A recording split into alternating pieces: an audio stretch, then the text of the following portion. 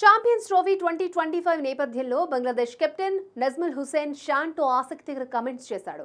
తనదైన రోజున ఎంతటి పటిష్ట జట్టునైనా ఓడించగల సత్తా తమ జట్టుకుందని చెప్పుకొచ్చాడు.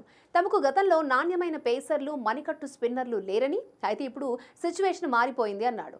ఒంటి చేత్తో మ్యాచ్ను మలుపు తిప్పగల బౌలర్స్, బ్యాటర్స్ జట్టులో పుష్కలంగా ఉన్నారని షాన్తో సహచర ఆటగాళ్లను కొనియాడాడు. కానీ ఫిబ్రవరి 19 నుంచి పాకిస్తాన్, దుబాయ్ వేదికగా ఛాంపియన్స్ ట్రోఫీ మొదలు కానున్న విషయం తెలిసిందే. ఇందులో భాగంగా బంగ్లాదేశ్ ఫిబ్రవరి 20న దుబాయ్లో టీమిండియాతో మ్యాచ్లోకి రంగంలోకి దిగనుంది. అనంతరం ఫిబ్రవరి 24న రావల్పిండిలో న్యూజిలాండ్తో, ఫిబ్రవరి 27న అదే వేదికపై పాకిస్తాన్ జట్టుతో తలపడనుంది. ఈ నేపథ్యంలో ఇప్పటికే బంగ్లాదేశ్ తమ జట్టును ప్రకటించింది. ఈ క్రమంలో ఐసీసీతో మాట్లాడిన కెప్టెన్ నజ్ముల్ షాన్తో తమ జట్టు ఈ టోర్నీలో విజేతగా నిలుస్తుందని ధీమా వ్యక్తం చేశాడు.